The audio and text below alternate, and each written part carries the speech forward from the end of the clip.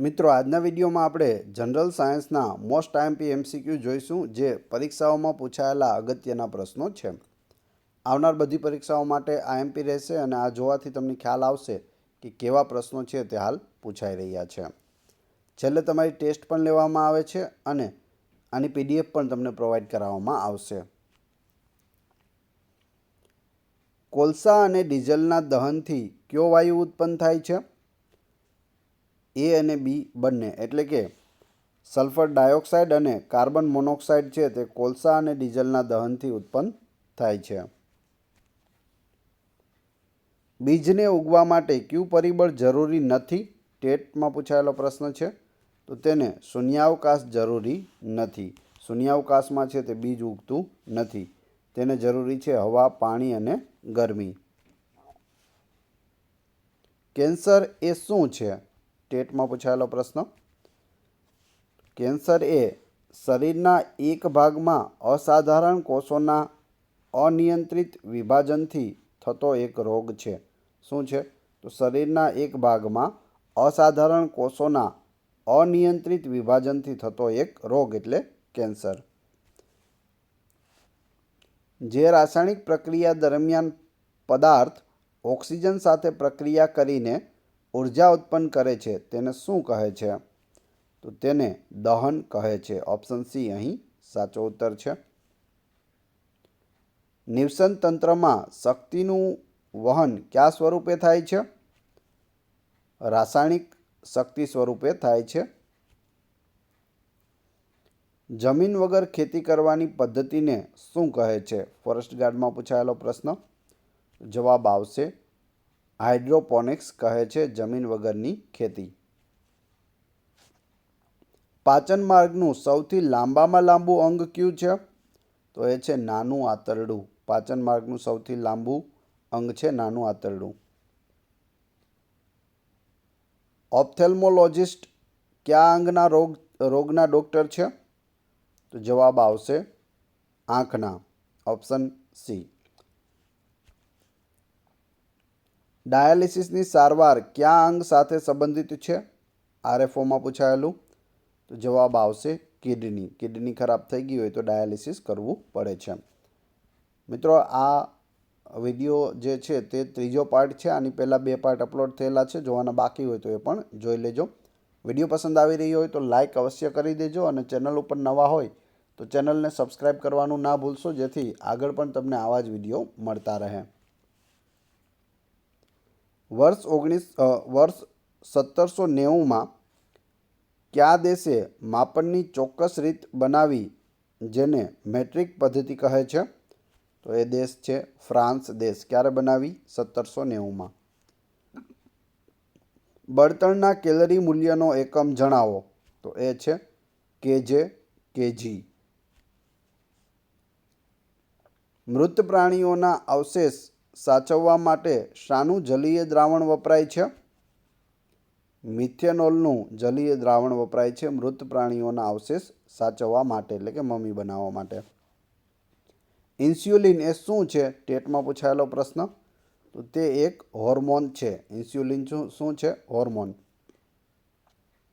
ડાલ્ટનના પરમાણ્વીય સિદ્ધાંતનો સૌથી વધુ નોંધનીય ખ્યાલ શેનો હતો? પરમાણ્વિક દળનો.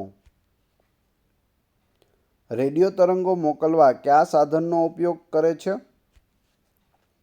ટ્રાન્સમીટરનો ઉપયોગ કરે છે રેડિયો તરંગો મોકલવા માટે. જે પ્રાણીઓ બચ્ચાને જન્મ આપે છે તેવા પ્રાણીઓને શું કહે છે? અપત્ય પ્રસવી પ્રાણીઓ કહે છે. અપત્ય પ્રસવી પ્રાણીઓ. વનસ્પતિઓની નમ્યતાનું લક્ષણ કઈ સ્થાયી પેશીને કારણે હોય છે? સ્થૂલકોણક પેશી. સ્થૂલકોણક પેશીને લીધે હોય છે. અગ્નિ 5 પ્રક્ષેપાત્રમાં કઈ ટેકનોલોજીનો ઉપયોગ થયો હતો? રોજગાર અધિકારી વર્ગ 2માં પૂછાયેલું. જવાબ આવશે એક પ્રક્ષેપાત્ર છોડીને તેમાંથી એક સાથે અનેક લક્ષ્યો પર ત્રાટકવું. લિગ્નાઇટનો ઉપયોગ શાના માટે કરવામાં આવે છે? પોલીસ કોન્સ્ટેબલમાં પૂછાયેલો પ્રશ્ન. તો તો જવાબ આવશે વીજળી ઉત્પન્ન કરવા માટે લિગ્નાઇટનો ઉપયોગ થાય છે. વનસ્પતિમાં ન વપરાયેલું પાણી કઈ ક્રિયા દ્વારા પર્ણમાં આવેલ પર્ણરંધ્ર દ્વારા પાણીની બાષ્પ સ્વરૂપે બહાર નીકળે છે? તો જવાબ આવશે બાષ્પોત્સર્જન, ઓપ્શન સી. સંયુક્ત રાષ્ટ્ર દ્વારા ભલામણ કરવામાં આવેલ પાણીની ન્યૂનતમ માત્રા પ્રતિદિન કેટલી છે? તો પ્રતિદિન 50 લીટર પ્રતિ વ્યક્તિ છે.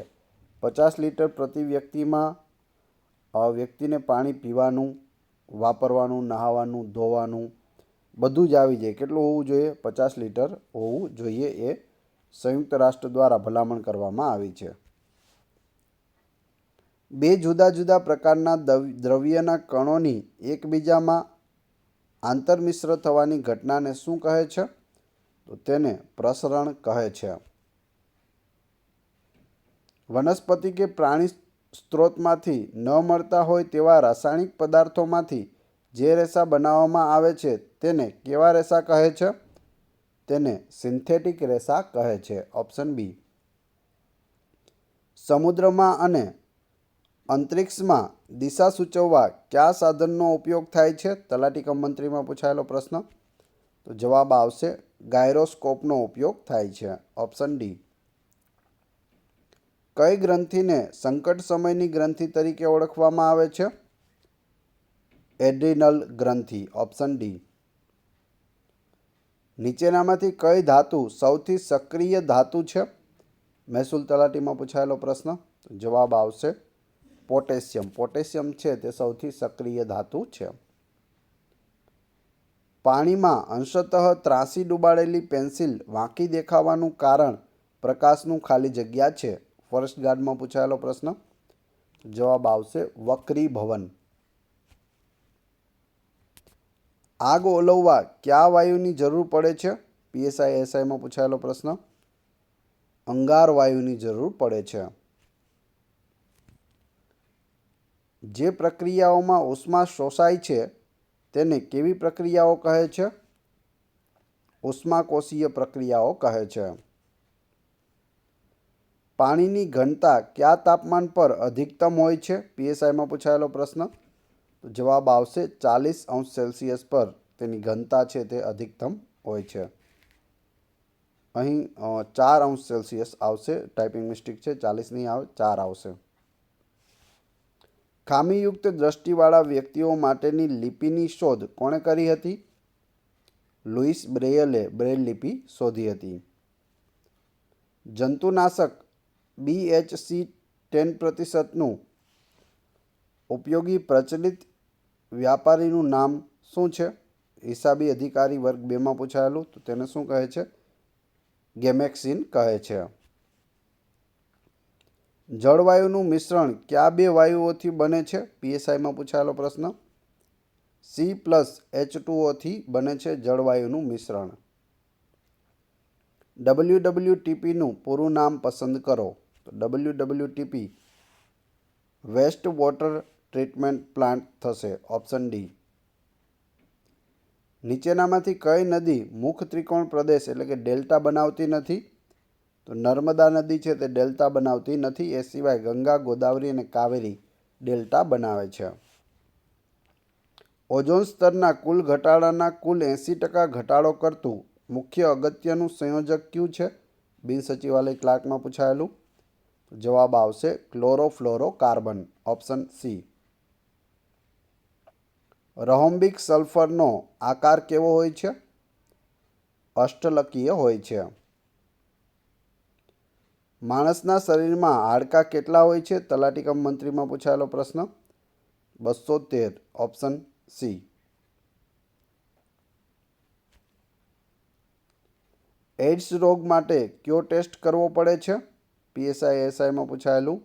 એલિસા ટેસ્ટ કરવો પડે છે. જો મનુષ્યમાં હાડકાં છે તે 206 હોય છે, પરંતુ પાછળની સાઈડમાં છે આપણી કરોડરજ્જુ, તેમાં વધારાના હાડકાં હોય છે. એટલે અમુક જગ્યાએ 213 દર્શાવેલા છે, અમુક જગ્યાએ 206. એને ગણી લઈએ તો 213 થાય છે, બાકી 206 થાય છે. છોડનો કયો ભાગ ઋણભૂઆવર્તન દર્શાવે છે? પ્રકાંડ. ગ્રામોફોનના શોધક કોણ હતા? મહેસૂલ તલાટીમાં પૂછાયેલું. થોમસ આલ્વા એડિસન હતા, જેણે બલ્બની એટલે કે લેમ્પની શોધ કરી. નીચેના પૈકી કયું વિટામિન છે? Social welfare ઓફિસરમાં પૂછાયેલું. રિબોફ્લાવિન છે તે આમાંથી વિટામિન છે. લોહીનું કયું ગ્રુપ સર્વદાતા કહેવાય છે? ટાટમાં પૂછાયેલું. તો ઓ છે તે સર્વદાતા કહેવાય છે અને સર્વગ્રાહી છે તે AB છે. પુખ્ત વ્યક્તિમાં રુધિરનું પ્રમાણ કેટલું હોય છે? સબ રજિસ્ટર વર્ગ 3માં પૂછાયેલું. 5 લીટર હોય છે. નિવસન તંત્રમાં મનુષ્ય માટે કયું પોષક સ્તર છે? મિશ્રાહારી પોષક સ્તર રહેલું હોય છે નિવસન તંત્રમાં.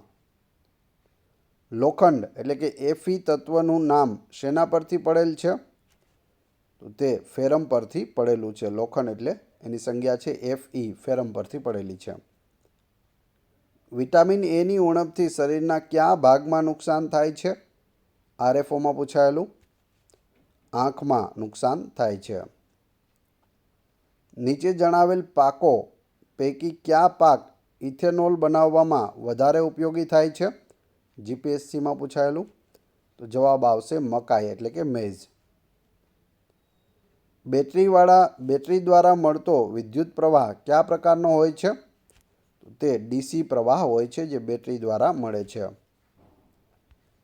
જ્યારે તારમાંથી વિદ્યુત પ્રવાહ પસાર થતો હોય ત્યારે તે ગરમ થાય છે. આ અસરને શું કહે છે? તો આ અસરને વિદ્યુત પ્રવાહની ઉષ્મીય અસર કહે છે. Option A. હવે તમારી ટેસ્ટ. જે આપણે વિડીયો જોયો તેમાંથી તમને અહીં પ્રશ્નો પૂછવામાં આવે છે, જેનો જવાબ તમારે ક્રમશઃ કમેન્ટ બોક્સમાં આપવાનો છે. પ્રશ્ન 1. નિવસન તંત્રમાં શક્તિનું વહન કયા સ્વરૂપે થાય છે? 2. પાચન માર્ગનું સૌથી લાંબામાં લાંબુ અંગ કયું છે? 3. ઇન્સ્યુલિન એ શું છે? અને 4. લોહીનું કયું ગ્રુપ સર્વદાતા કહેવાય છે? 4-4ના ક્રમશઃ કમેન્ટ બોક્સમાં જવાબ આપી દેજો. PDF મેળવવા માટે તમે ટેલિગ્રામમાં GK with M ચેનલની મુલાકાત લઈ શકો છો. વિડીયો પસંદ આવ્યો હોય તો લાઇક, કોમેન્ટ, શેર અને સબસ્ક્રાઈબ કરવાનું ના ભૂલશો. આ ચેનલ ઉપર ઘણા બધા વિડીયો અવેલેબલ છે. તમે ચેનલના નામ ઉપર ક્લિક કરી વિડીયોમાં જઈ બધા જ વિડીયો જોઈ શકો છો. Thanks for watching my video.